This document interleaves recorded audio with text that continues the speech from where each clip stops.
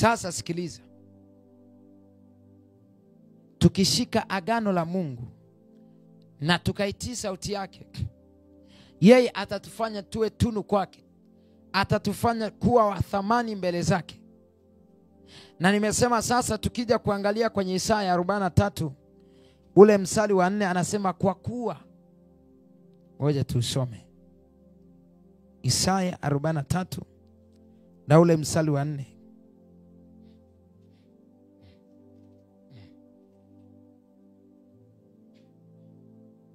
Isaya 43 mstari wa 4 anasema hivi: kwa kuwa ulikuwa wa thamani machoni pangu. Au kwa lugha nyingine sasa unaweza kubadilisha, kwa kuwa ulikuwa tunu machoni pangu. Anasema kwamba na mwenye kuheshimiwa, nami nimekupenda, kwa sababu hiyo nitatoa watu kwa ajili yako na kabila za watu kwa ajili ya maisha yako. Anasema kwa sababu ulikuwa wa thamani machoni pangu. Thamani imetoka wapi?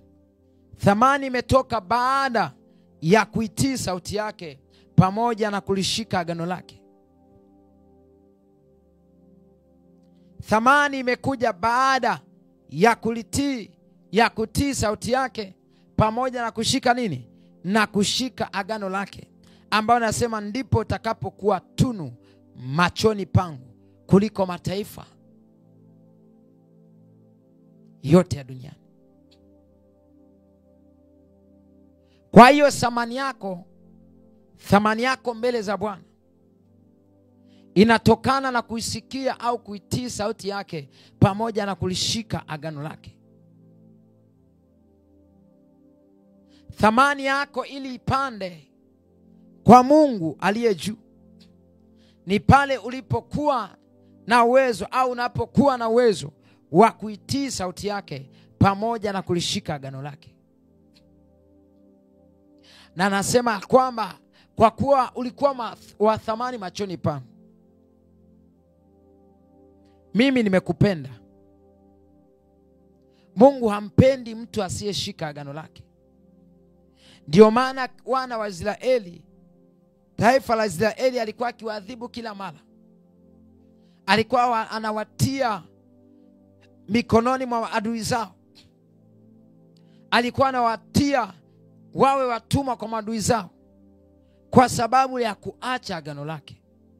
Kwa sababu ilikuwa dakika sifuri wanaacha agano lake. Mungu akiwaagiza kufanya hiki, sauti yake hawaitii. Wanaona kana kwamba tu kama Ahabu alivyofanya. Ahabu analetewa taarifa na Elia, ujumbe kutoka kwa Mungu, lakini Ahabu hazingatii chochote. Ahabu haoni chochote ya kwamba ni Mungu amesema. Anaona kama Elia amejitungia ya kwake. Na ndipo hasira ya Bwana ilikuwa inawaka juu ya watu wa Israeli.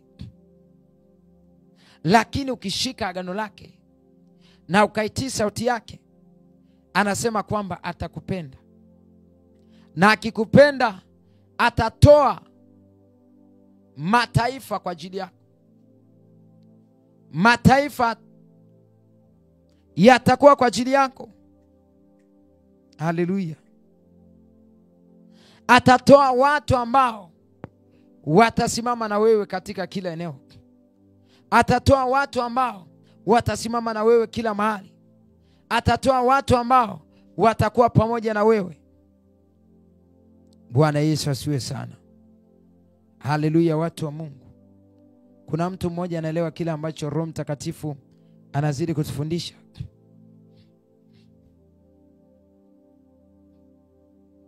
Unaweza ukawa unaona leo hii unafadhaika, unanungunika ya kwamba Mungu yeye hanisikii. Yeye Bwana hanisikii. Imeenda huku na huku. Bwana haangalii mateso yangu, haangalii tabu yangu. Je, kaa chini jiulize. Unataka kuangalie kwa lipi? Unataka kutazame kwa lipi?